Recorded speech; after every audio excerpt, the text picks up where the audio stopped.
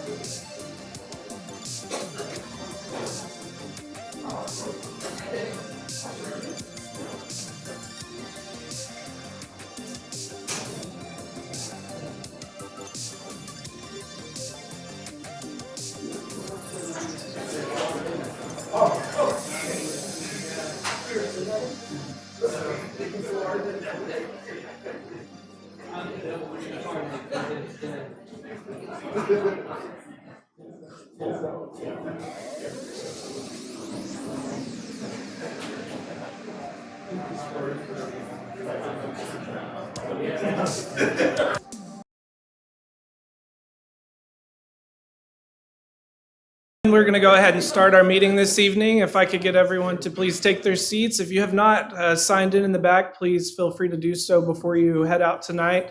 We want to make sure that everyone is heard tonight, and that's the best way to do it, is to ensure that everyone's signed in and put their information on the sign-in sheets. My name is Christopher Paxton. I am the Director of Planning and Development for the City of Conway, and it's my pleasure to welcome you here tonight in this public information session for the Ivy Ridge PUD. So just a little background, what is this meeting? The zoning code for the City of Conway requires this meeting to occur per section 311-3A3 of the city's code. The director has scheduled this public meeting to allow the applicant to present the PUD proposal to all interests. This includes but is not limited to neighborhood residents, property owners associations, neighboring business owners, city officials, and community groups. The goal is for interested parties to make comments to the applicant and for there to be a discussion here. The meeting for this item is currently scheduled for June 20th, 2023. It is noted that the applicants can still be placed on the May 15th agenda if the public notification requirements are met. However, the applicant has indicated that their goal is to be on the June 20th, 2023 meeting. Can we verify that that's still correct? Yes, it is. However, I would encourage just anyone that's interested to just keep their eyes on the agendas to make sure that it does not get onto the May 15th earlier agenda. Just briefly, we're going to talk a little bit about decorum and procedure for tonight's meeting. The director will introduce the applicant to the podium to present the item. Each interested party will be invited to the podium one at a time and may give comments only to the director or to the applicant. Only the interested party at the podium will be permitted to speak at a time. Conversation between interested parties and the applicant are permitted at the podium. This is not a city council meeting and this is not a planning commission meeting. There is allowed conversation between the applicant and the individual that is at the podium. What cannot occur is that everyone joins that conversation. We need to keep, we have a rather large crowd here tonight, so we need to try to keep some sort of order. So we'll keep that conversation between whoever has that time at the podium and the applicant. It is noted that there are potentially elected and appointed officials that may comment in this meeting. They are commenting as members of the public. However, state law requires proper public notice and recording if two or more elected officials or appointed officials from the same body are present to conduct business. Elected and appointed officials are here for informational purposes only. All comments should be made to myself or to the applicant and should not be directed to any member of the audience, including any member of the city council or to the planning commission that may be present. Elected and appointed members that are present are encouraged to not solicit opinions from other elected or appointed officials present or discussing how the member may vote in a future meeting. So let's get into a conversation about this specific project. As it was originally proposed, staff finds that this project does not currently align with the comprehensive growth plan for this area. We will maintain order, please. Staff cannot provide a recommendation for this project until the final submittal by the applicant is reviewed. And a staff report is drafted and approved by the director. So that's probably one question that will get asked several times tonight is the staff going to support this project? We cannot answer that question until we see the final submission of the project.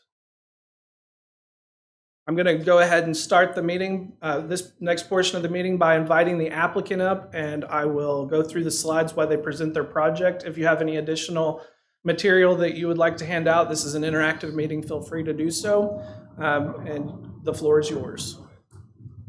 How should I address everybody from the podium? If you could just stand close enough to the microphone. This is a recorded session, so we do need to make sure that the voices carry through the microphone. Okay. Hey guys, I'm Landon Sanders. I'm not the applicant, but I represent the applicants, Nichols LLC and John Pennington's here on behalf of them. This is this gentleman right here in the pink shirt. I brought some boards to show you guys. You know what the current project that we've applied for is, and I don't think everybody's really happy with it. And so we came for comments because we're going to be modifying that. I'm going to tell you guys how we plan on doing that. But originally, Mr. Sanders, yeah, you'll have to stand closer to the microphone okay, so it captures in the recording, please. Yeah, that'll be fine. So originally, we applied for a 133 unit townhome project. And we've heard your feedback. We've seen your feedback online. Some of you've reached out to me. Some of you've called me, emailed me, and I appreciate that. We all appreciate that because that allows us to be able to make modifications accordingly. And so otherwise, we wouldn't know whether this is a good fit for the community over there. But originally, this was going to be the plan, so you guys know. It was 5 plexes through the property, and it's my understanding that you guys are all familiar with that. Is that right? Okay. This was going to be the floor plan. It's going to be a 2-story project, 3 bedrooms, 2.5 baths, 2-story single-car garages for each unit. But we are going to be changing that. But I wanted you all to know what the original plan was. So, these units, 1660. That was the original plan. So I don't know who asked that, but someone over there. This was the original plan that y'all probably seen. I think it was on y'all's flyer that y'all put out, which I appreciate you guys for doing because that gave me some more of your feedback. So As you can see, it's about 12 acres and there are 133 units, which is a lot. We have the detention ponds over on the west side abutting Padgett. And there are going to be 2 entrances for ingress and egress and a circle drive through the project. Woodrow Cummins is north of the project here. But again, that's going to change. So let me just go ahead and tell you guys some of the changes that we plan on making and open that up to discussion a little bit. And I'll go through these things, and then I want you guys to give me your feedback. I want y'all to tell me your concerns, your thoughts, questions. But we've heard your concerns on the townhomes. And so we will be modifying this to a single-family home project. So this plan is no longer going to be the plan we're going forward with. And I know that's probably going to make a lot of you happy, but that still leaves a lot of questions unanswered because what density is appropriate. So let's just kind of go over that. We want to achieve a lesser density for you guys while still making this project feasible. So as low of a density possible while still making it a feasible project. So I brought some handouts. I don't think you guys necessarily need them. I'll put them in the back, and if you guys want to take them home with you, you can. But I just wanted to kind of go over what we got going on back there. Okay. I was going to see if you could pull up the zoning. Can you pull up, Chris, can you pull up the zoning map? Yes, and she's going to get you a handheld mic. That way you can be a little bit more mobile. Handheld map? Sweet. Yes. Okay. So right now we're A1, which for those that don't know, A1 is like an agricultural zone. That's kind of the placeholder when property is annexed into the city. And so for A1 zones, it's limited to 1 unit per acre. And so that's what it is right now. Surrounding that property, you have more A1 zones, but you also have a lot of R1, which is a residential zone, a single family detached zoning. And with R1 zones, I want to point out that there's minimum lot square footages for R1 zones, minimum of 6,000 square foot lots. In a perfect piece of property, that could fit a density of 7.26 units per acre. But that would have to be a perfect piece of property. And okay, test. All right. Yeah. I want to hurry my ears. Try that. Can you guys hear me? All right. Okay. So with R1 and planning, y'all can speak up if there's anything else here. But yeah. Oh, I'm so sorry. The podium or tripod, yeah, easel. All right. So with R1, what I was getting at is there's minimum 6,000 square foot lots for R1. That's what Spencer Mountain is. That's what, gosh, I don't know why that's causing that. Is that?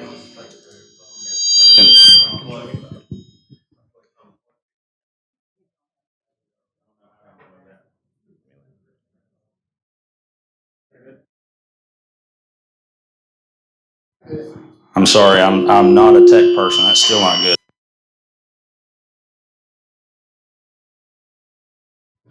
All right, I'm gonna try not to. Oh my gosh.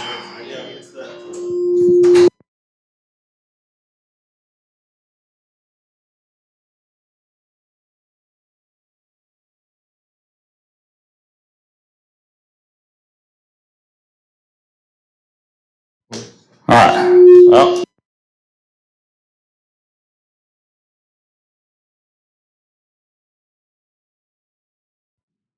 Does that work better?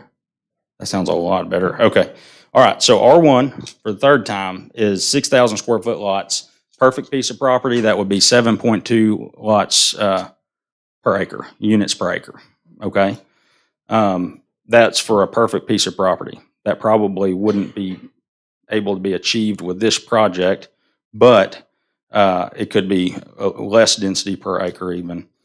As of the current plan, when we first submitted it, that was more in line with a multifamily type of development. Okay, the PUD, for those that don't know, that's more of a custom zone, and it can have any type of density within that zone. It just has to be approved by the city first, that's what we were doing. But that is being changed, and we're going to come off of that and go to single family homes at a lesser density. but we need the feedback from you guys as to what density might be appropriate. So with that being said, I just wanted to talk a little bit about other PUDs that are in the surrounding area, because this is going to still be a PUD zone that's a custom zone that's going to have conditions attached to it, and we're going to have to nail down a density in like units per acre to go forward with the project, so we know how many units can be on this property. And so with that being said, like I said, I've got a printout, and I'll put it back there in the back if y'all want to take it home with you. And it just has some PUDs that we pulled, and their density, the amount of units that they have, the amount of units per acre there are, just for you to kind of compare to other PUDs that are in Conway. And we have some that are really high density, and we have some that are low.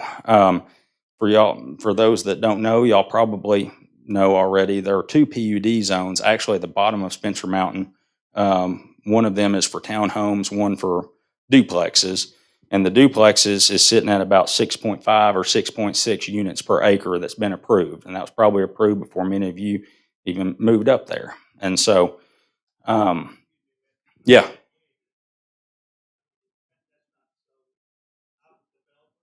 yeah, condominiums.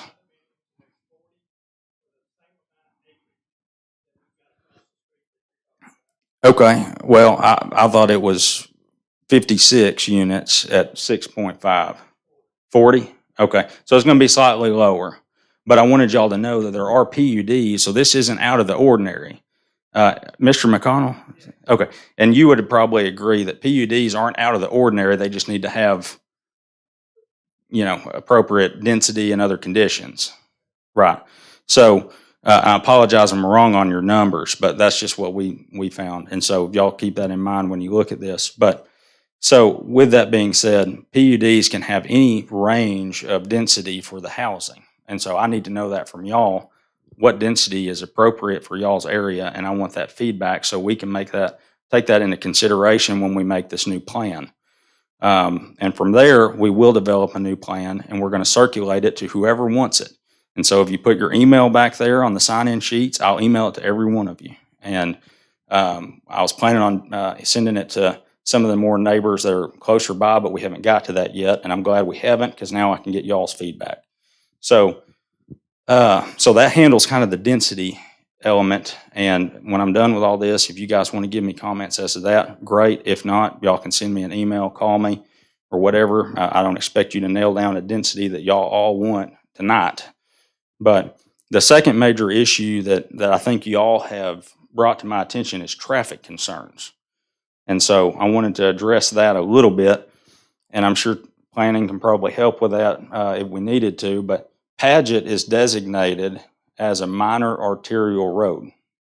I don't think it fits that criteria yet, right, Chris? But it's designated as such, and so it's planned to be a minor arterial road. And I don't know if any of you guys know what that is, but a minor arterial road, so there's major arterial roads like maybe Dave Ward Drive, and there's two different types of major arterials, 4 lanes and 2 lanes. Minor arterial roads, industrial roads, collector roads, local roads, and residential roads. I don't know for a fact, but if I had to guess, Paget is probably right now built like a collector road.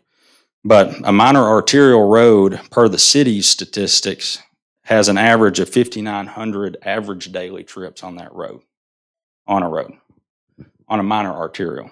And that's what the city has designated this road as.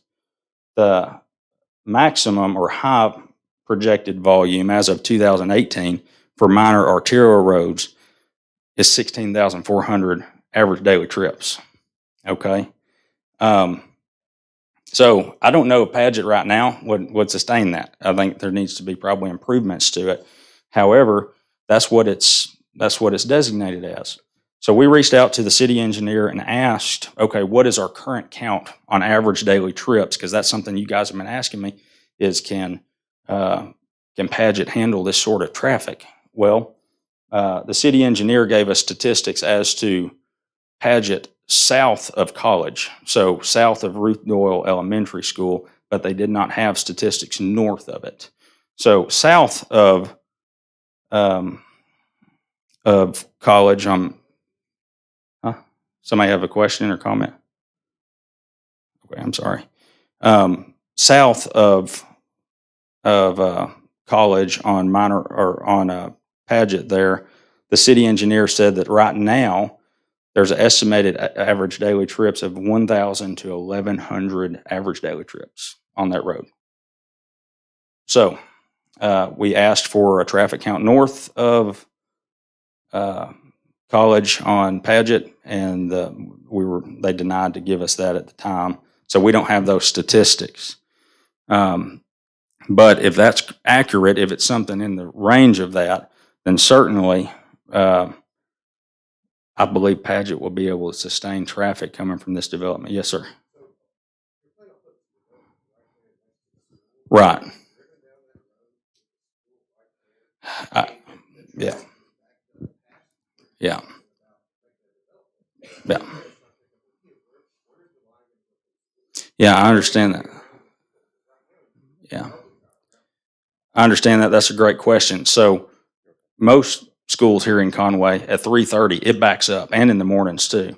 I mean, you go down Hogan to Old Military, and it backs up from that elementary school, backs up at all of them, and that's something that we'd have to figure out, right?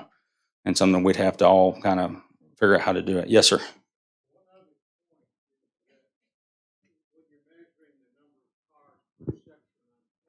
Yeah.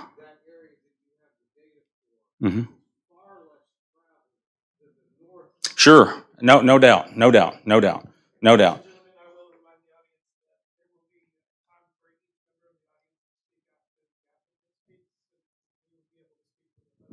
Yeah.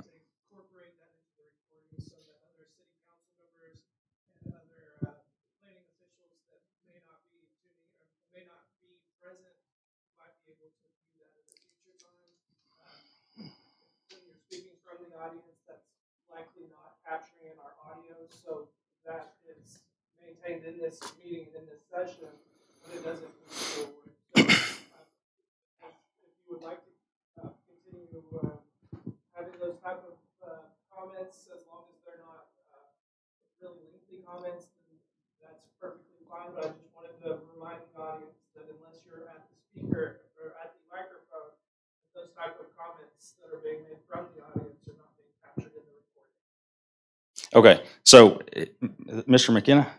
Mr. McKenna's question was, or well, he made more of a statement that south of College is far less traveled than north of College on Paget. And I tend to agree with that because there's not much that way. That goes out towards the river, sort of. North of College, we have Root Doyle and Woodrow Cummins and neighborhoods, and flows into Tyler Street. So yeah, there's more traffic there, but we don't have a study. We've asked for it. We just don't have one. But I'd be hesitant to say that it is 6 times more than south of it.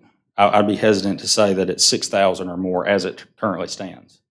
I don't know that. I'm not the engineer, but as of right now, south of College is 1,000 to 1,100 trips a day, and a minor arterial averages 5,900, or at a high point, 16,400 trips a day. I don't think we're there yet. I don't think so, and I don't think this development will put us over that either. Now, granted, we don't know what the density is yet. We don't know the unit count, that sort of thing, but we are moving to a single-family home agenda there, and it's going to have to fit in there, and we're going to have to lessen the density drastically. So, but I don't believe that this is going to overwhelm that area. And I'd also point out that with traffic, whenever a developer develops property like this, and Mr. McConnell probably knows this pretty well, you get assessed impact fees for each, is it lot? Each lot? Each house. And so those impact fees go directly back into roads, parks, that sort of thing. And so no doubt Paget will have to have some work someday. Maybe not because of this development, but it is designated as a minor arterial, and there's plans with the city for that road to go further north and cut back into almost to the Land's End subdivision that's to the northwest of this, down Tyler Street. So, and that's not us here. That's another thing that's already been passed. So keep your thoughts for traffic, and if you have questions on that, let me know. But I was going to move on to the next thing that I know is a concern for y'all. And sir, I don't know your name. You asked a question a minute ago, but it's about the schools. And so I want to kind of go into that. There's two things with the schools that you guys have brought to my attention, and it's pedestrian safety for the students, right? And then also school capacity, which that's a good question. It's not something I probably would have asked do the schools have the capacity to hold students from a new development? So I reached out to the attorney for the school district, and they got the numbers on the schools, and Woodrow Cummins is only at Woodrow Cummins is at 75% capacity. So this development would not put that over. Ruth Doyle's at 70, Jim Stone's at 75. So I don't believe that this development would, particularly in the lesson density that we're going to come back with, is going to put any of these schools in any danger of going over capacity. But that leaves the question about pedestrian safety. And so one of the things which we'll have to figure out the traffic issue coming in from, people lining up to get their kids. But for the students that walk to school, and I know that's a concern, at least on this side of the road, the east side of PUD, abutting this property, we planned on doing crosswalks that are marked off. And if the city wants to signalize those with lights and signs and all that, we'd be more than happy to.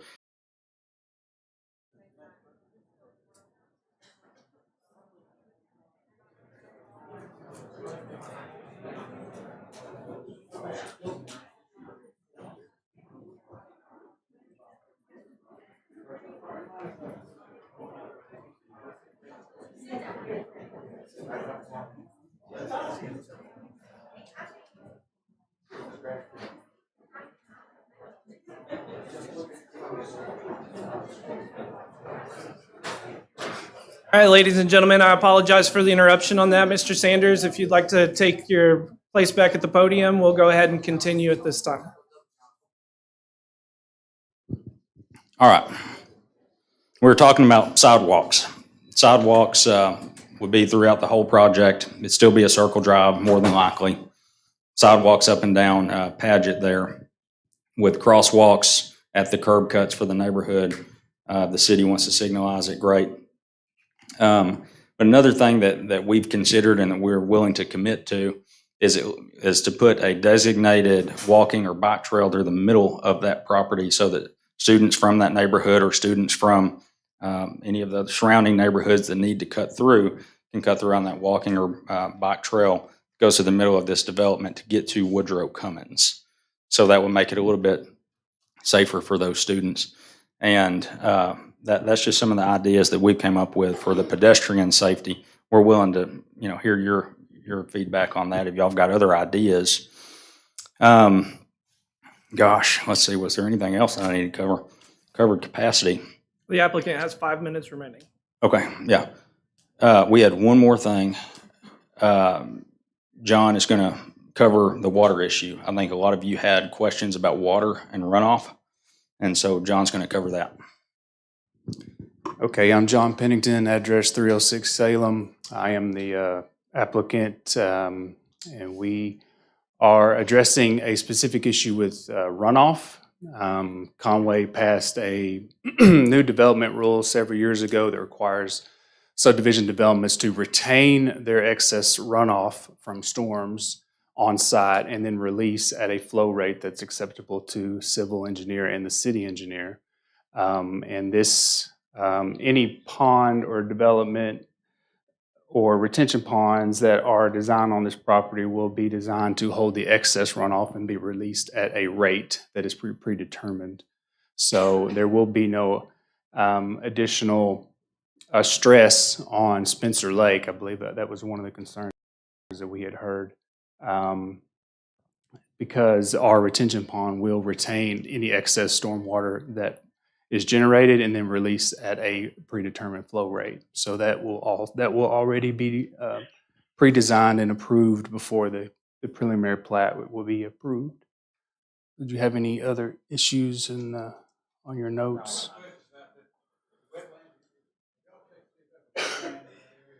We have not done a wetland study.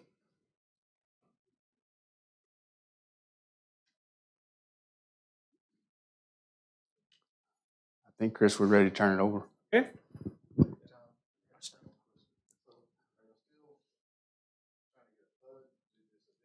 Yes. Yeah, we will stick with the PUD process, which allows obviously public input, and it also allows for planning commission and city council to attach conditions which wouldn't otherwise be available to them with an R1 or any other type of zone. So, All right, at this time, staff is going to open the public input portion of this meeting. Please approach the podium one at a time and state your name and address. If you represent a larger group of people, please let me know that. If you're representing an organization such as a POA president, or if you're an attorney representing a group of individuals on behalf of a POA, your time will be extended to 10 minutes from 5 minutes. Other individuals that are speaking on their own behalf will receive 5 minutes. Speakers may address questions or statements to the director or to the applicant.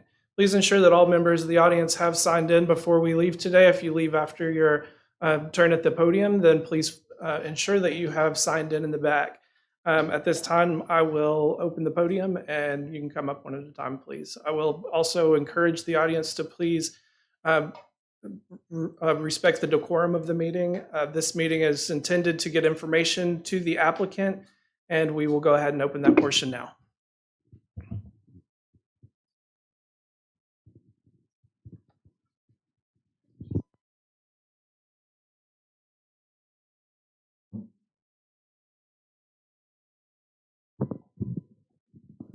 Good evening. My name is Laura O'Hara. I'm with Quattlebaum Grooms and Toll, and I'm here representing Lloyd and Leela Hodges, Ralph and Linda McKenna, Stephen and Sandra Streckenhofer, and Cecil and Sally Marion Trust. Will that allow us to have 10 minutes? Will. Okay, I'll speak briefly and then turn over to my clients. In light of the developments here today, we'll simply note on the record that we object, or my clients object, to the townhouse project as originally proposed. I understand that that is now been adjusted, and so we'll just simply put that on the record. Dealing with the new proposals that have been previewed here today, my clients still prefer that the neighborhood remain in the character and condition in which it has existed for the past 60 years, and for the neighborhood to be maintained in that condition with the A1 zoning remaining. In the alternative, and at minimum, my clients request that the developer modify the proposal so that it is constructing single-family homes on half-acre lots similar to that Spencer Mountain proposal. A development of this nature, while not preferred by my clients and still objected to, at least would not materially change the existing characteristics of the neighborhood. That being said, I will give Lloyd Hodges opportunity to speak.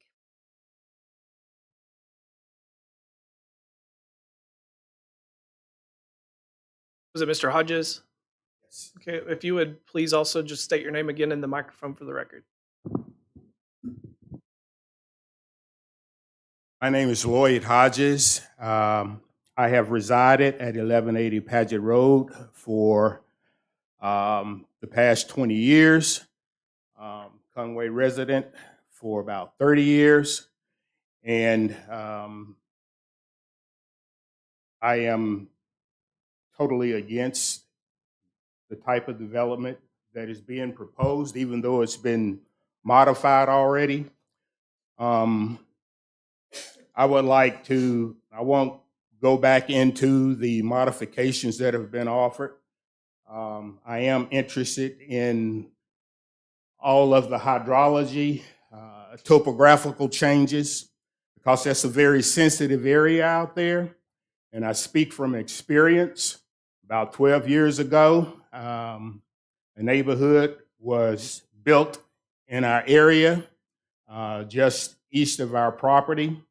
And it has definitely not so much changed the quantity of water, but the water that comes through our property and ours at such high velocity, it does quite a bit of damage every time we get these big rains.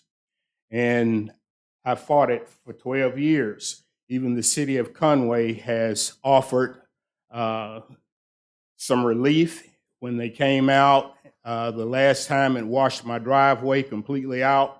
They came out and increased the culverting. And for the first 10 years that we lived there, we had relief ponds that have been filled in and backfilled. And that's increased the amount of runoff that comes through that area anyway. And if we're not careful, changing the general topography in that area is going to create problems. And I say that because I'm going to be sharing 1,002 feet of property line with this development, no matter what they put in there. And I want assurances that I am not going to be flooded out. So I am vehemently opposed to this project. Thank you. Thank you. And did your representative have anything to add to that portion of the discussion? So I have 6 minutes remaining on that portion, or we can go to the next speaker.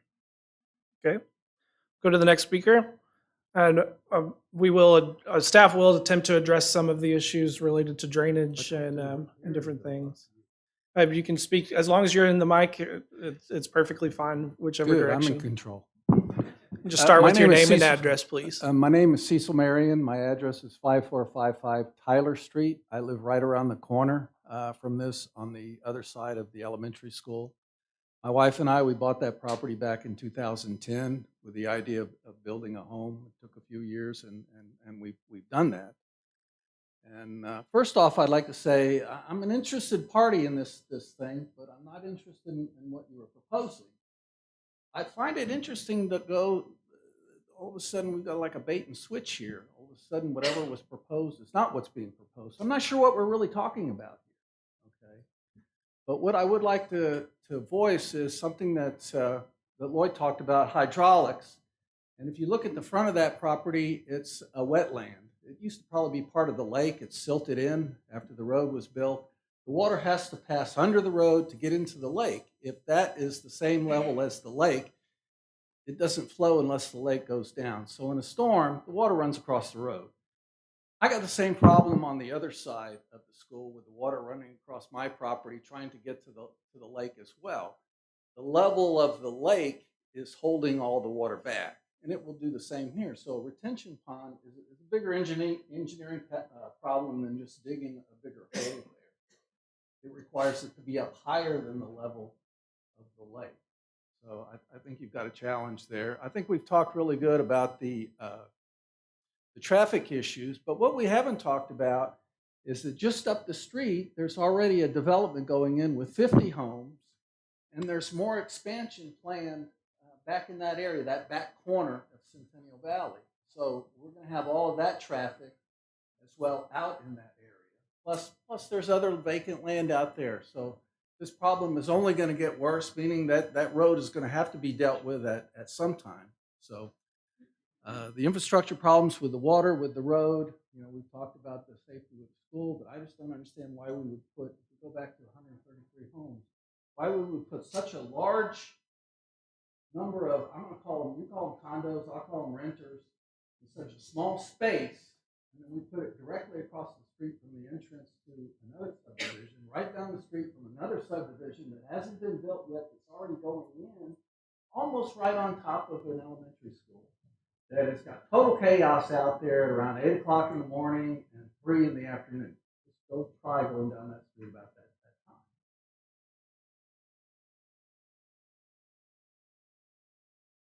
All right, thank you.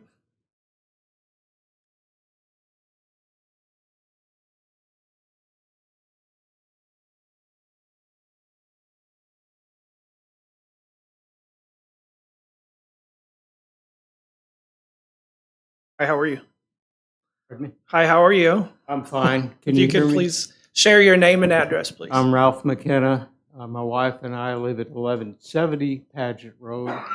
Our property adjoins Lloyd and Leela Hodges on the other side, but the two properties are roughly the same size. They have been there many years. Linda and I have lived there since the 1980s. So we have seen our little dirt road without a name change in character, and that's part of progress. We certainly don't expect it to revert back to what it was when we lived there. But there is a certain character to the land and the people that live around us. On our east, which you saw on the slide number 1, it gives you just one side of that issue. Those lots are very small. If we had to go through that all again, we probably would have objected to some of those. But on the other side, which you didn't see, the other side of Padgett, we have Spencer Mountain, which has homes that are placed on much bigger lots. There's a lot of caring. It's people that live there value it highly. They're not renters. They're not people that come and go. And so I think if we talk about density, that's a serious issue. I'm glad to see that the original proposal is withdrawn. It makes it a little difficult for those of us that are trying to respond to the new one, which we haven't seen yet, when all that we have to go by is what we previously saw with an amazingly dense situation. I'll skip this. We've talked about this. We don't know. We've heard stories about the project getting out of the hands of the developers, and then we don't know for sure what would likely happen. Would there be renters? Would there be homeowners? We don't know.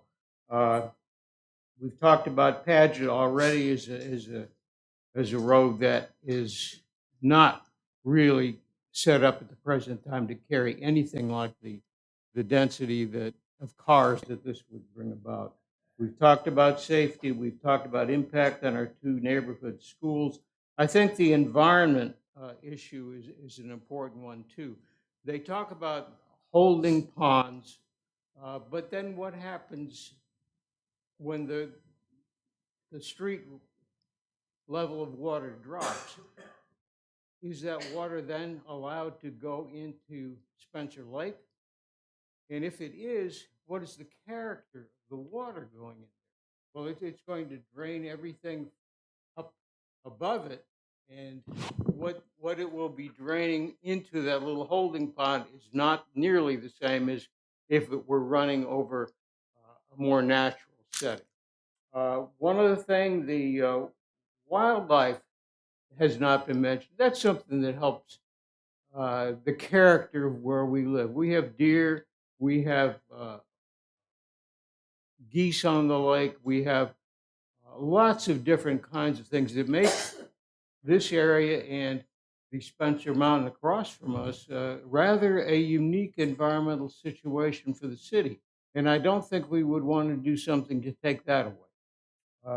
Let's see what else I have. The only other comment I would have is to ask why this would not then be designated as residential 1 with larger lots, and why it still needs to be considered a PUD. And I don't know the answer to that. But anyway, Lloyd covered most of it very well. I'm going to pause the gentleman's time. Sir, the applicant had a question for you. Me? Yes, sir. Okay.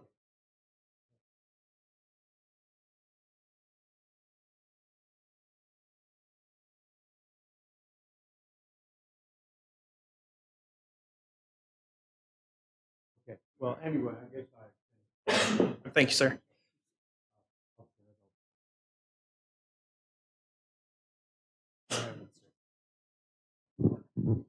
Okay, so the question came up about why this is a PUD and not an R1 request. So the nature of this property is 412 feet wide. So if we stick to the loop layout, what you've seen on the plat, those are 50-foot right-of-ways, and there's an inbound and an exit. So that's 100 feet. So you deduct 100 feet from 412, you get 312. So that's the remaining land that you have left to develop. If we go to R1, those are minimum 6,000 feet. We've talked about that. They are minimum 60-foot width and a minimum of 100-foot depth. So if you go 100-foot depth on the north side and the south side, you take that away from the 312, you get down to 112, which leaves the middle island, 112 feet for the middle island. Conway has a specific allowance within the subdivision code that double frontage is to be double frontage lots are to be avoided at all costs. There's some language that's similar to that. So that would essentially make that middle island all double frontage lots, which we don't want to do. We are told not to develop as such. And so by doing that, that would force double frontage lots for R1 on this particular layout. So when you go to a PUD, you can deviate from the 60 by 100 to a customized lot. And you can get reduced front setbacks, reduced rear setbacks, which is what we ask for, even with the townhomes. And any plan moving forward will also have reduced front and rear setbacks. That is not that unusual in Conway anymore. The several PUDs have been developed under the guise of smaller front and reduced setbacks somewhat successfully. We just completed a project, Marvin Gardens PUD, which is north of College, just off of Lumac Drive, and we completed that project last year. That had 30 units on it of about 4.26 acres. It had reduced front and rear setbacks. It worked out nicely if you wanted to take a look at that particular project. All right, thank you, Mr. Pennington. Yes, sir. Yes, sir. Yeah, they're rentals. Mhm. Yes, we've actually, over the years, developed properties for sale and properties for rental. We maintain a rental portfolio as well. So we're proud of our renters. Conway needs a good, healthy dose of renters. I'm sorry, I'll maintain order. Let the record show the audience is not in favor of renters. All right, I will take the next speaker, please, at the podium.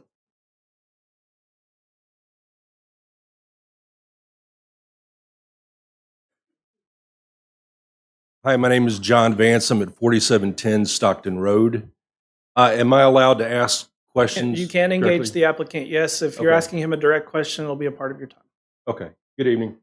Can you tell me the price range for these homes that you're looking at? Give me a ballpark guesstimate. Got between 200 and 400 with a median of probably what? 300. Okay. So these are 1,600 square foot.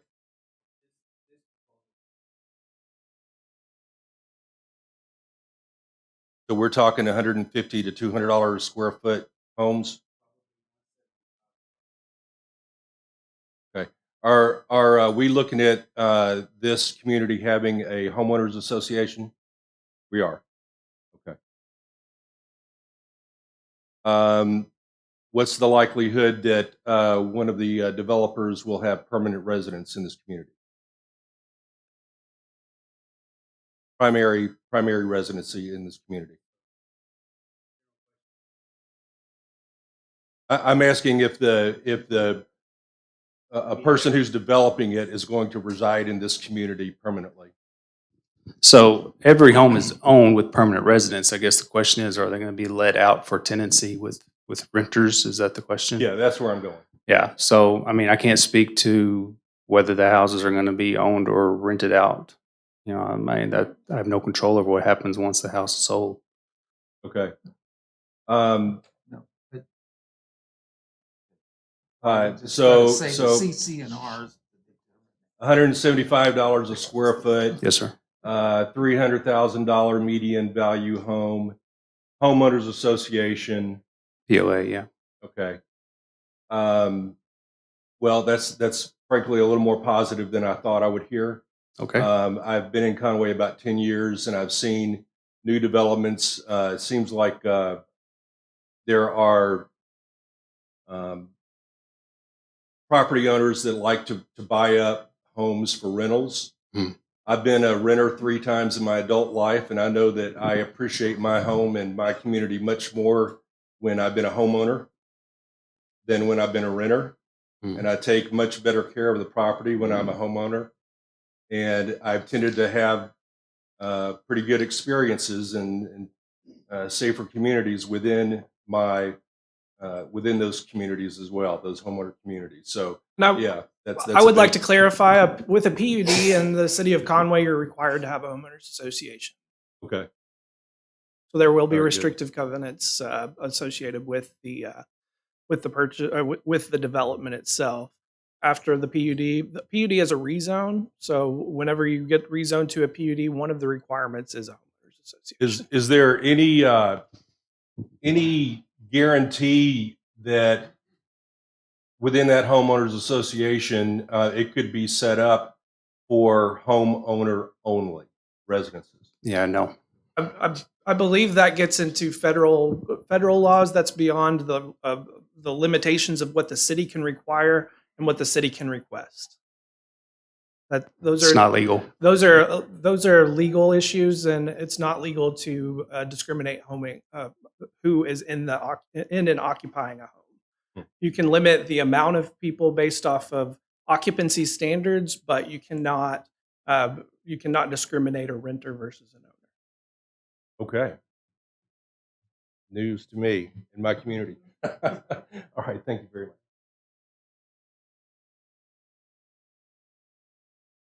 All right, I'll take the next speaker.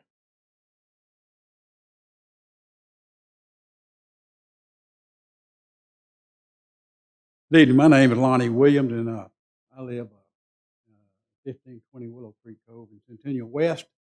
I'm the president of the POA there, and well, I guess I'd ask a question back here to the city.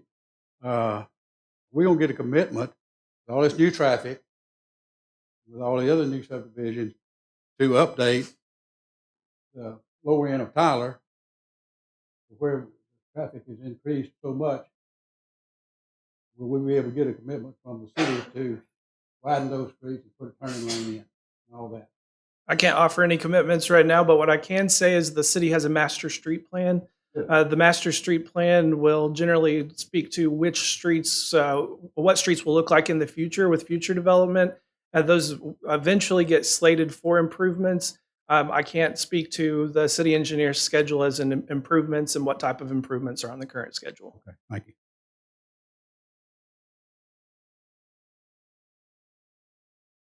CCNR. You can have a CCNRs for a community. And yes, there are federal laws not to discriminate against people. I'm stating that the city cannot enforce any requirements for the owner to incorporate those into any covenants. No, right, based on skin color, religion, things like that. But they do have the authority to say whether or not they're owner occupied. The city does not. The CCNRs can do that. The city does not determine if they're owner occupied.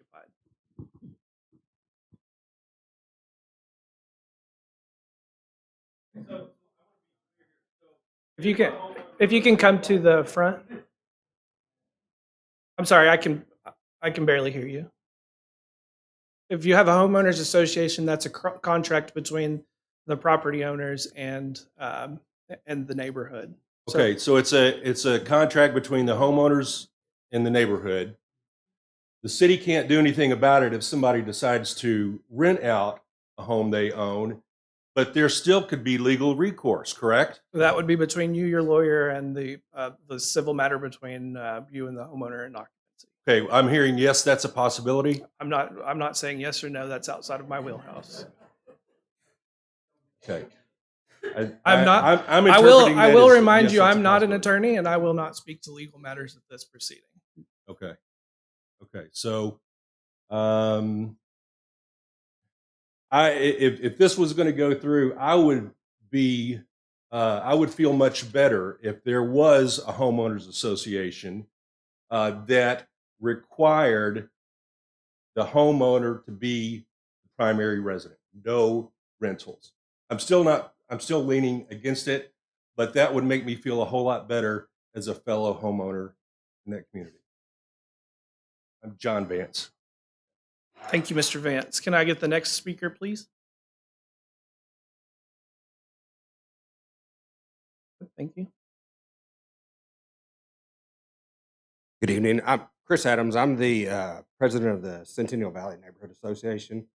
And our concerns that people have been bringing to me is decrease property values, traffic, bringing extra traffic through there. Also, with the development of what has now changed, we were a little concerned about crime in the area as well. And we have a lot of stuff going on over at the apartments and over on the other side of Hogan there. So we're really concerned about those kinds of things. I'm also an executive at AT&T. With the development going back behind Centennial, we are going to be really close to capacity at the cell phone towers as it is on West Conway. This is going to actually put more strain on that. And if you put more consolidated homes in there, that brings more people.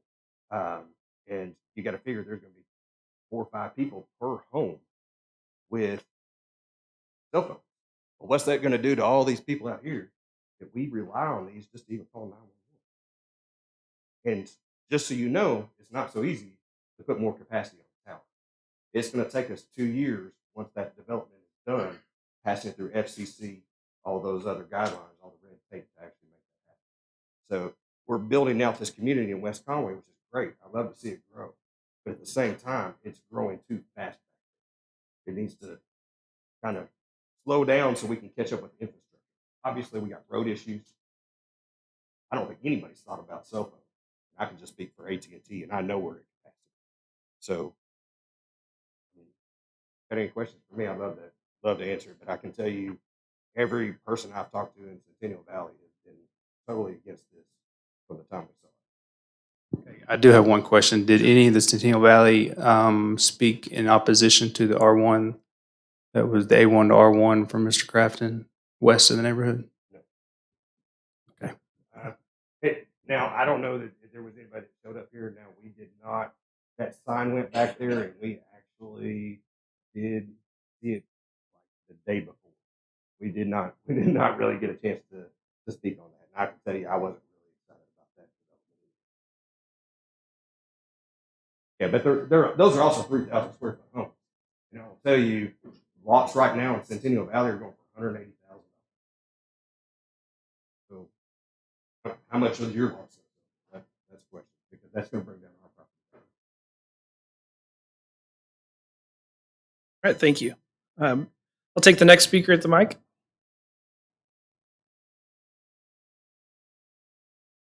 Brandon Rule, 5720 Brush Creek Loop. Speak on behalf of myself and the Spencer Mountain POA. We are opposed for all the reasons that have previously been spoken. Appreciate your diligence and your withdrawal of the request. I don't think that, as the POA would see it, we would only be agreeable to an R1 zoning as far as the density goes. Unless you got any other questions. Thank you. Thank you. And I'll just briefly, I've heard several people discuss the R1, just a show of hands. If you would be more in favor of an R1 type zoning at this area, just could you please raise your hand? Still against it, but would that be more appropriate? Okay, just let the record say that approximately 60% of the audience did raise their hand. If you would be opposed to any development at all on this land, could you please raise your hand? Let the record indicate that about 50% of the individuals, we'll say 80%, 50 to 80%, also raised their hand. I did want, I'll maintain order. I'll maintain order. I did want to state that the city of Conway does have a comprehensive growth plan. The comprehensive growth plan does support an R1 use at this location. We will continue with public speaking. Right now, I would just point out that the applicant's original submittal, I haven't seen what's on the other side of that poster, so I can't speak about what's on the other side of that poster. But I would state that the original, oh, that's the same one that we, okay. So I would say that the plan as presented currently has not received staff support, but I am hearing a lot of repeat conversations. There was a conversation about drainage. There has been a conversation about density. There has been a conversation about water quality, several conversations about traffic. There has been conversation about property values and utility capacity, specifically concerning AT&T. At this time, I would invite anyone that has any new additional information to go ahead and move forward first, and we will ensure that everyone gets a time to speak, but I want to make sure that we're addressing all issues. That way we can incorporate more opinions into the overall conversation. So if you had anything other than those topics, can you please come to the microphone?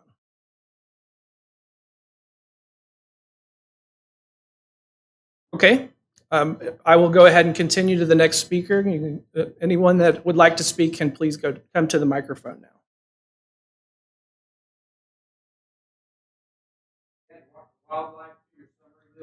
I can.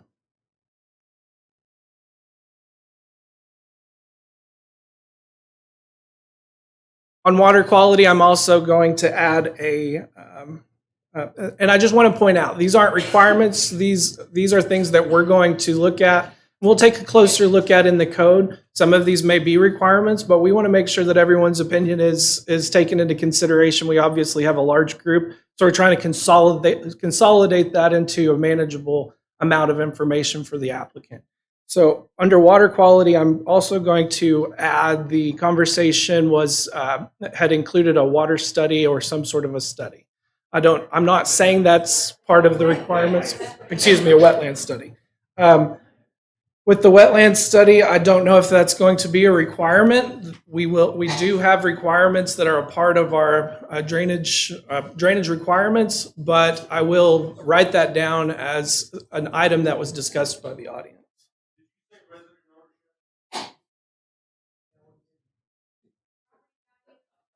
I did include property values.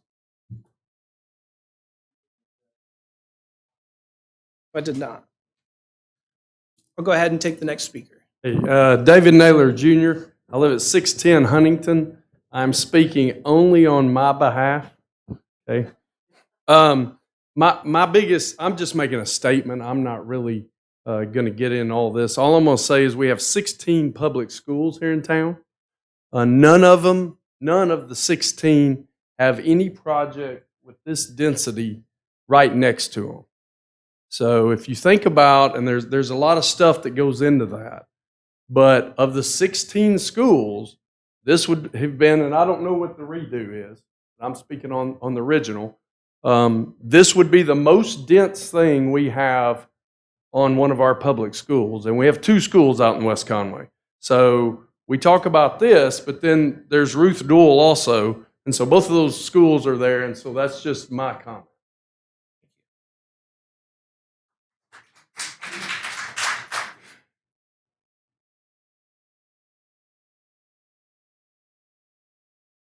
All right, I'll take the next speaker.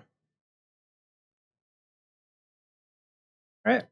Seeing no additional speakers, I would ask if you have any additional questions for the applicant or for city staff, you can always feel free to email the city staff. We are always here to try our best to incorporate those. If you have any concerns that you need addressed, we have received a tremendous amount of emails on this, so we will ensure that those get to the appropriate locations. Yes, sir. Sir, could you come to the microphone? There's land on the other side of that school as well that I have also heard that is being considered to do the same exact thing, and they're trying to get the property from the people who actually own it, saying it was owned incorrectly. Which property are you talking about on the north side or? The north side of it. Can we see the north of the school? North of the school is owned by some of the folks over here. I think the Marians and Schreckenhoffers.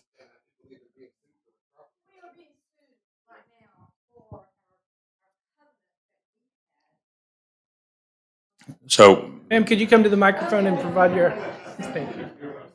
Okay, I'm Sandra Schreckenhofer, and the lady Laura over here who is our lawyer.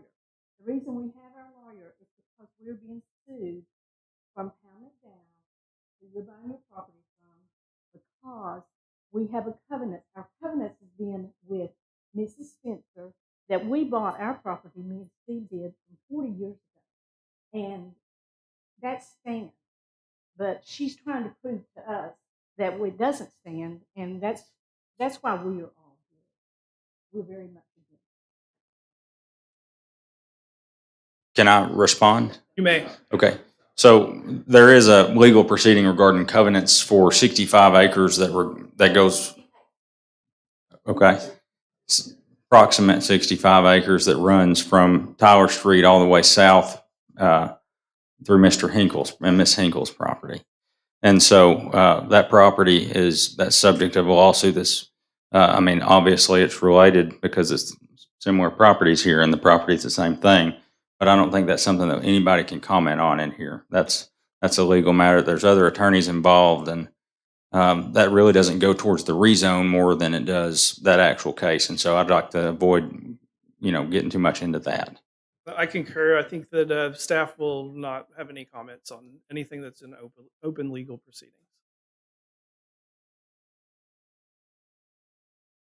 All right. I wanted to thank everyone for coming out tonight. I'm sorry if I left some of you out in the rain for first thing this evening. Whenever you got here, I was trying to open the door. If you have anything else, you can feel free to email that to the city and or to the planning department.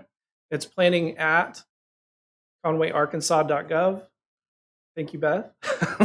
And if you would like us to forward any additional comments, we can do our best to forward that to the applicant. We have received a tremendous amount of response on this project, so we are doing our best to ensure that our primary goal is to ensure that any issues get to the appropriate planning commissioner first. This is a PUD, it's a rezone. It will go to the planning commission on, it is currently scheduled, on June the 20th of 2023.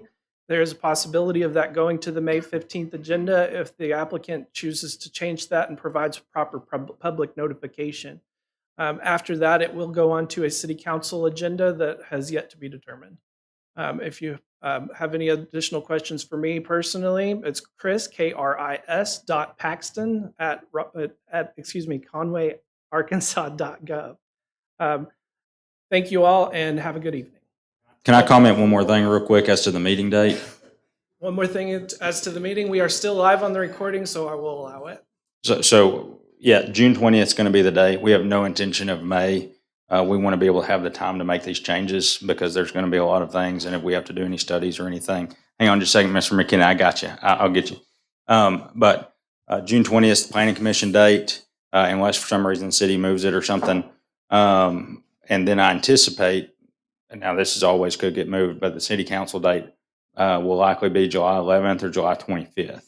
And so I just want everybody to know when that was. But the city council will come after the planning commission. And so, Mr. McKinney, you had a question.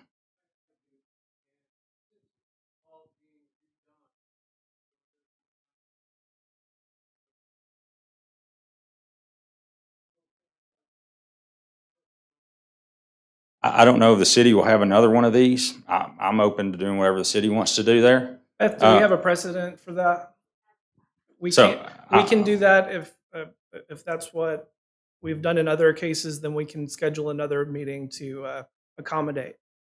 Yeah, I'd be definitely on board with that. And so what I plan on doing is we're going to take y'all's feedback and we're going to discuss it and try to come up with this new plan. We'll send it to all the appropriate neighbors everybody that signed in that's left an email.